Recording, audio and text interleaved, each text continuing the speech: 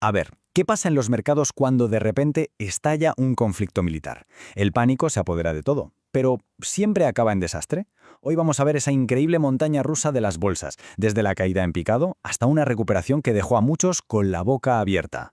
Vamos a ponernos en situación. Saltan las alarmas, nueva campaña militar en Oriente Medio. Al segundo, en las mesas de inversión de todo el mundo, la incertidumbre se transforma en miedo, y el miedo en órdenes de venta masivas. El primer instinto, claro, es salir corriendo. Y esa estampida, por supuesto, tiene un impacto real, un numerito que lo dice todo. Un índice tan importante como el IPSA chileno llegó a desplomarse un 10,2%. Un 10,2%. Perdió de golpe esa barrera psicológica de los 10.000 puntos. Una cifra que la verdad refleja perfectamente la intensidad de ese pánico inicial. Bueno, pues vamos a meternos de lleno en esa primera fase, la reacción en cadena generalizada y, como es lógico, muy negativa de los mercados justo en el momento en que todo empezó. La primera ficha de dominó, por una simple cuestión de horario, cayó en Asia. Y cuando cerraron su jornada el panorama era desolador. Vamos, el Nikkei de Japón un batacazo del 3,6%, el Hansen de Hong Kong un 2% abajo, el CSI 300 de China un 1,1% menos, todo, absolutamente todo teñido de rojo. Pero entonces, y aquí viene lo realmente interesante, cuando todo parecía irse al garete, cuando pintaba a desastre bursátil global, algo cambió. A medida que los mercados empezaban a abrir en Occidente, el sentimiento dio un giro de 180 grados. Vamos a ver cómo se cocinó este rebote que nadie se esperaba. Es que fijaos en el contraste, es la noche y el día. En Europa, el Eurostock 50 para arriba, un 1,7%. En Estados Unidos, el Nasdaq sube un 1,3%, el S&P 500 un 0,8%. ¿Y os acordáis del IPSA chileno, el que se despeñaba? Pues remontó con una fuerza increíble, cerrando con una subida del 2,4%, casi en los 10.500 puntos. Vamos, una recuperación en toda regla. Y aquí, claro, llega la pregunta del millón. Después de una caída tan brutal, motivada por el miedo a una guerra, ¿qué narices puede hacer que todo se dé la vuelta de una forma tan rápida y tan bestia? Esa era la pregunta que estaba en la cabeza de todos los analistas. O sea, ¿cómo es posible pasar del pánico vendedor a las compras casi compulsivas en cuestión de horas? ¿Qué fue lo que cambió para que los inversores vieran las cosas de otra manera? Pues mirad, aquí tenemos una clave de una experta, de Emanuele Santos, que lo define como una reversión táctica. A ver, esto dicho en plata es una reacción de manual. En cuanto pasa el susto inicial y la cosa no va a peor, el dinero que había huido por puro pánico empieza a volver. ¿Por qué? Pues para aprovechar que los precios están más bajos.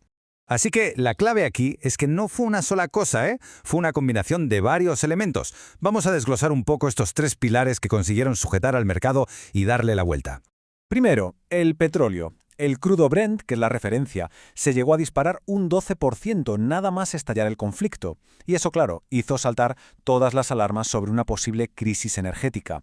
Pero al poco tiempo los precios se relajaron y se estabilizaron sobre los $82 el barril. Y esa calma en el petróleo fue un alivio tremendo.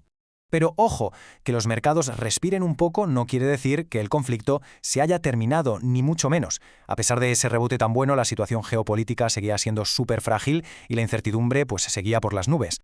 Y este cuadro lo ilustra a la perfección. Por un lado, una noticia del New York Times que hablaba de contactos secretos entre Irán y la CIA, una señal que al mercado le encantó. Pero, por otro lado, el gobierno de Irán salía a desmentirlo todo, diciendo que era pura falsedad. O sea, la confusión era total. La famosa niebla de guerra informativa que mantenía a todo el mundo en vilo. Mientras tanto, desde Washington se intentaba calmar un poco el ambiente, con promesas para asegurar el comercio de energía. Pero sinceramente, lo que de verdad funcionó como un tranquilizante fue un dato económico. Justo en ese momento se publicó el índice ISM de servicios de Estados Unidos y fue mucho mejor de lo que nadie esperaba. Fue un dato clave, porque le decía al mercado, tranquilos, que la economía estadounidense entra en esta crisis con una base muy, muy sólida. Venga, ahora vamos a dar un paso atrás, a poner el gran angular porque la foto completa es más compleja. Y es que esta recuperación no fue igual para todo el mundo y no todos los analistas lo veían igual de claro. Aquí se ve clarísimo. Mientras los mercados de Estados Unidos, Europa y Chile rebotaban con ganas, los mercados asiáticos, que habían cerrado antes, se quedaron atrás, atrapados en el pesimismo del primer día. Una división total entre el sentimiento de Occidente y el de Oriente. Y en medio de todo este lío, pues claro, surgen otras formas de ver las cosas. El estratega Brad Kramer no lo veía como una crisis, sino como una oportunidad. Sugería que esta caída tan repentina podría ser un punto de entrada atractivo para la gente que invierte a largo plazo. Es la clásica idea de comprar cuando hay sangre en las calles. Y con esto llegamos al final de nuestro análisis, con esa gran pregunta flotando en el aire. Lo que vimos fue una muestra de la increíble capacidad de recuperación que tienen los mercados, su resiliencia, o fue simplemente una pausa, esa calma que a veces precede a una nueva tormenta si la cosa se vuelve a torcer. La respuesta, como casi siempre en esto, solo nos la dará el tiempo.